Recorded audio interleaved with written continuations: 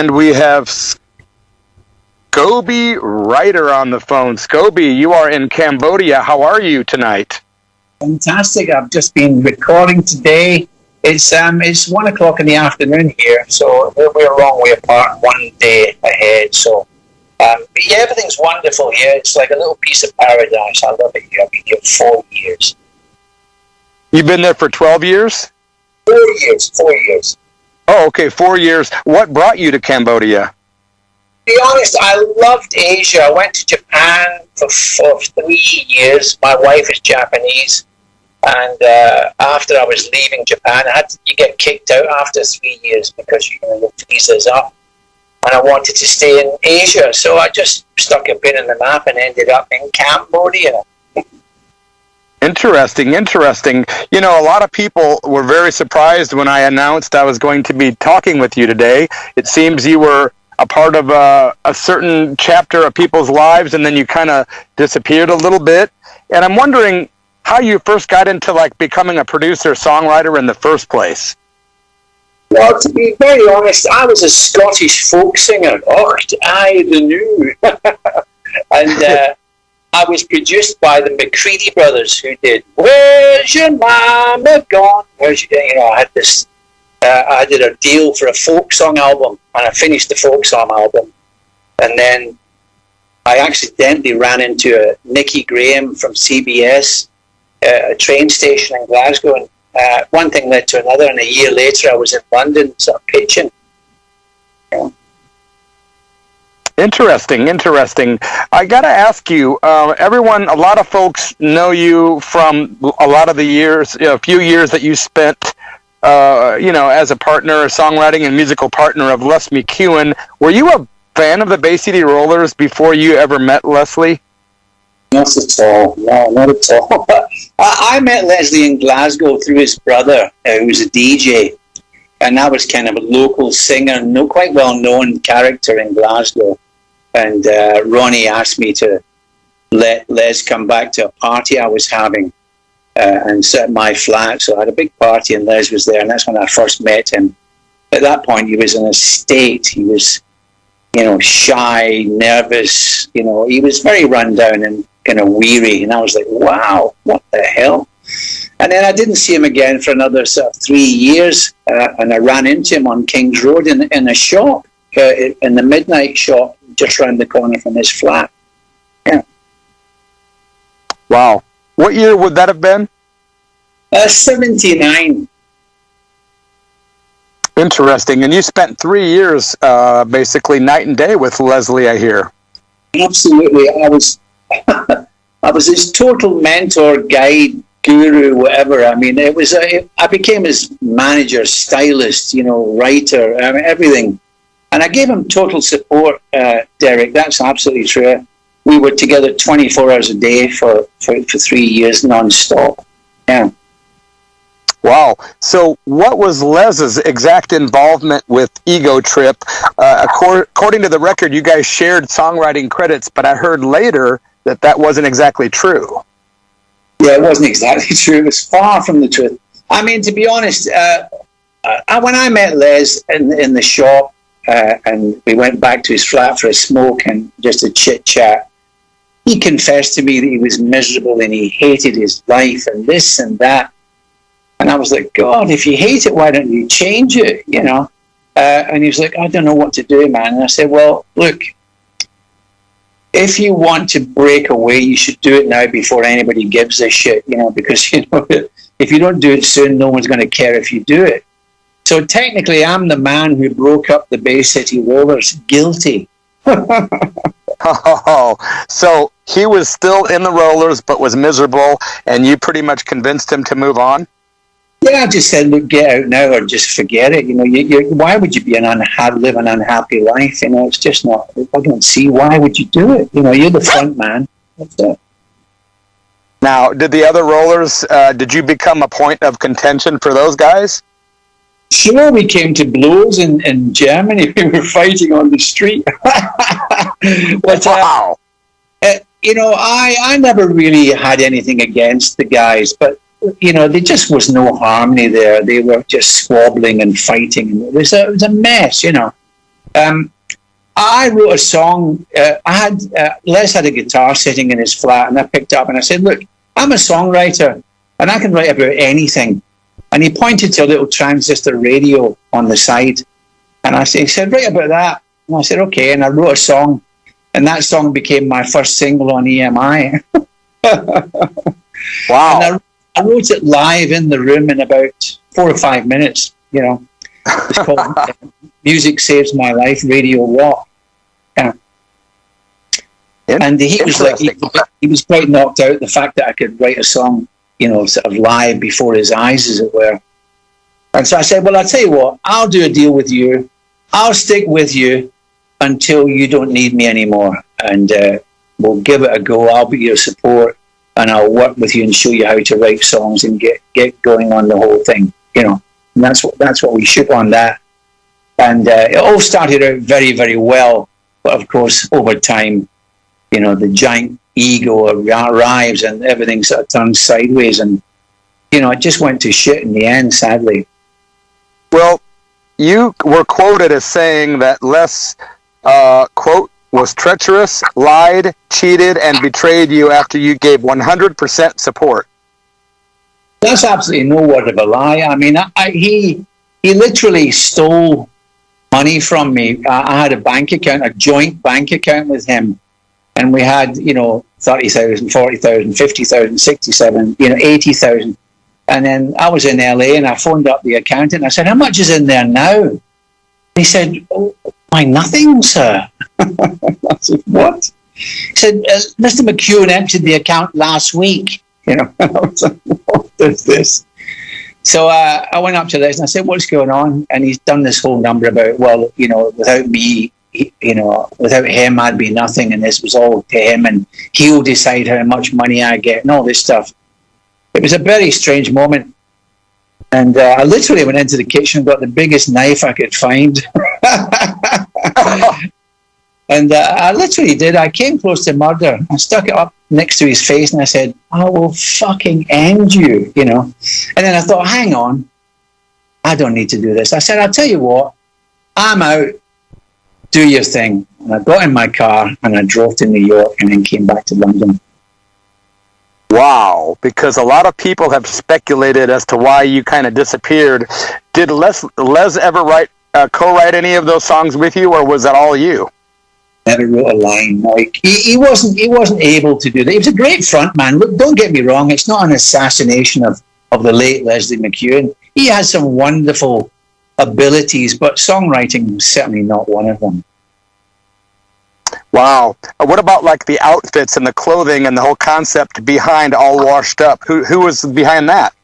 That was all me, I'm afraid. I mean, what happened was there was someone wrote a piece in the paper, The Sun, or one of those trash newspapers. And they said, "Les McKeown, lead singer, goes on ego trip."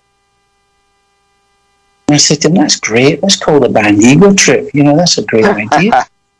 Perfect. I said, "Yeah, go with it." And I put the band together. I got Tony Beard, who was a drummer that I knew, a great session drummer. I got Alan Darby from Cato Bell. I got Gary Barnacle, who played on M and all these kind of other records. I got Alan Park. You know, I got these great musicians, and I put them around him, and I put the band together. Of course, he had to, you know, finance certain aspects of what was being done, but we didn't pay the band at the beginning. It was just, you know, just covering people's expenses and stuff like that. But then we got the tour, and it all started to pay off, you know. I have a question from Karen Lee, big fan. And by the way, I'm a big fan of the music as well. So I'm certainly not trying to, you know, force any character assassination of Les either. I'm just trying to find out some truth here involving the music industry and this, you know, your experience. Somebody wanted to know if the cover art for All Washed Up had anything to represent the Bay City Rollers drowning and Les surviving. That's exactly what it was. Yes. Are you serious? Yeah, absolutely. I had a great artist friend of mine, Ricky Di Tomasa, and I said to him, "Look, I want to depict Les emerging from the ocean, still in one piece, and everybody else floating around drowning." You know, and I came up with it, and on the spaceship, it used to say 1X BCR on the spaceship, but the Japanese airbrushed that out. They thought that was a step too far. But that was exactly it, all washed up. Because everyone was saying to him, you know, oh, you're all washed up, you're all washed up. Clive Davis. I mean, all the people around him were telling him he was finished. And I said, well, let's do a song called All Washed Up. And there was a young man, he went to Hollywood. Everybody stopped there, pointed fingers, you know, so. Beautiful. It was biographical, the whole thing, you know. Yeah. Wow. I have to ask, man, did you ever meet Tam Payton? Sure I did. He was a despicable shitbag. And, you know, Tam tried to do the big friendly chum. He was a big, physically strong, big guy. And I met him in Hedden Street in the studios because Les and I went down there to mess around to do some writing and stuff. And Tam came in a few times and he'd done the old, oh, hello, I've heard a lot about you. And I said, look, fuck off. Right? And he looked at me and he was like, what? I said, fuck. You couldn't sell me potatoes, Tam. Do me a favour. Fuck. You know. And he was like, what? I said, I don't want to know you. I've got no interest in knowing you. You're a thief and a rat bag, you know. Because by then I knew that Les had been ripped off by everybody, you know. Yeah, I'm sorry to ask you if you could keep the cussing down so I don't have the FCC on my... All right, I'll tell you what, ask me that again and I won't swear. No, it's okay. We're live. I'm going to keep it as is. It's no problem at all, brother. But was Tam the kind of guy that you feel was manipulative towards you, was trying to get you to like him and by some false pretense? He was grinning like a bear, and he was trying to really shake my hand firmly and all that stuff. And I was repulsed by his energy completely. Yeah. Do you believe he was guilty of all the things he was accused of? And more. Yeah, absolutely. I have no doubt that he took advantage of all those poor boys. That's my estimation. And they all suffered at the hands of Tam. And he was a pedophile without a doubt, you know. Yeah. Those poor guys. I feel sorry for anyone that has to go through that kind of experience, man. Well, it's more common than you might imagine in the music industry. I mean, I went to Robert Stigwood at one time. I nearly signed to RSO Records. And Robert Stigwood, who had the Bee Gees, said to me, come and sit in my knee.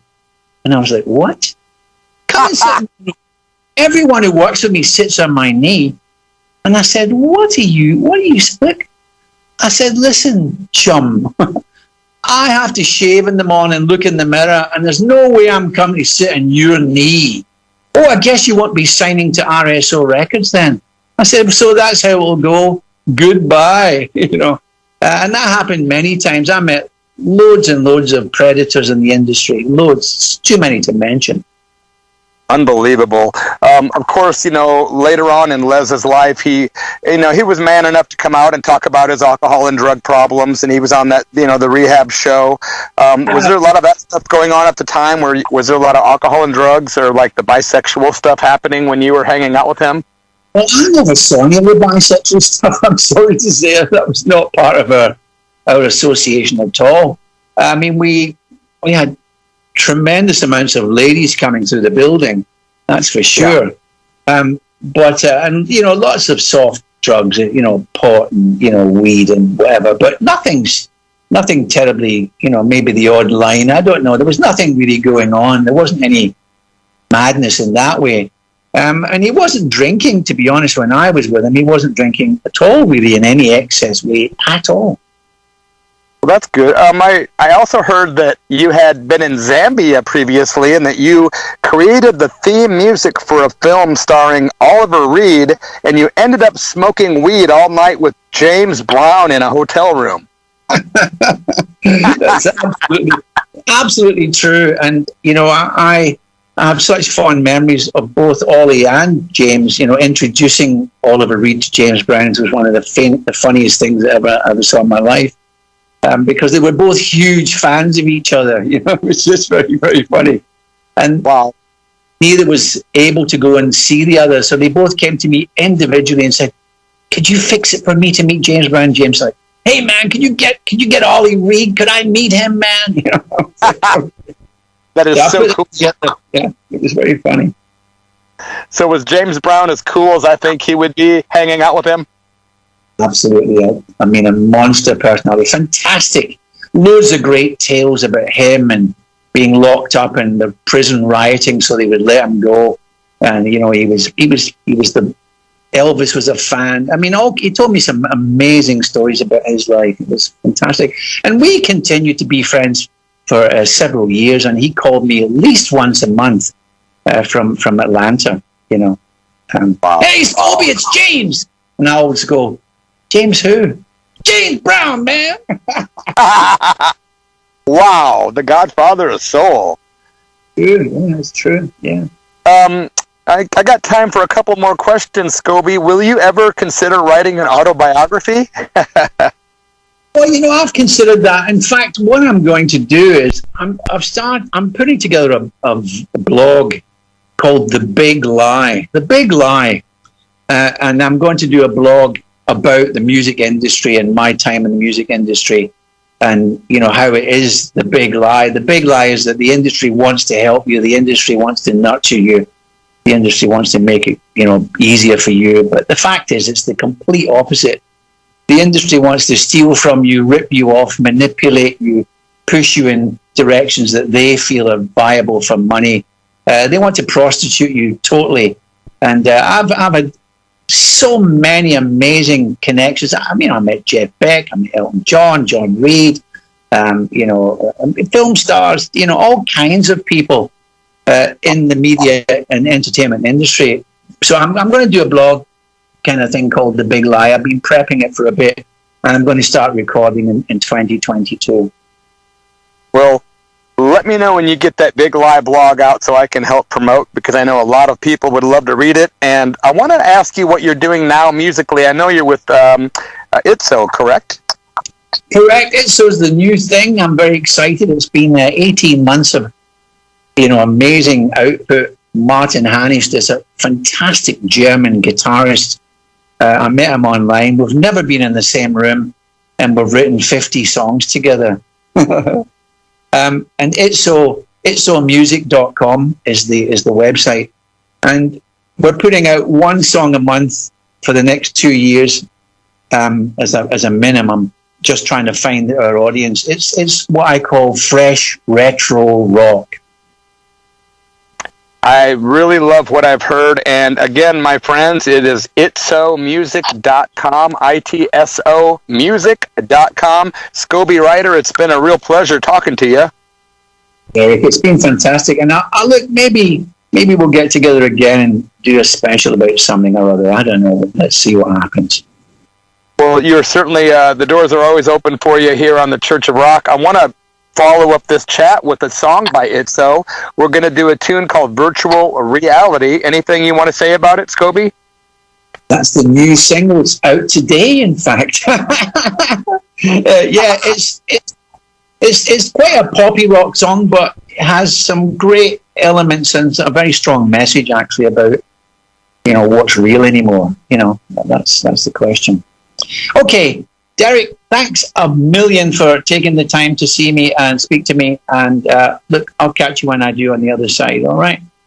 Okay, brother, I'm going to send this song out to ex-roller Pat McGlynn, who's tuned in right now. And Scobie Ryder, much respect and rock and roll, my friend. See you, brother. Bye-bye.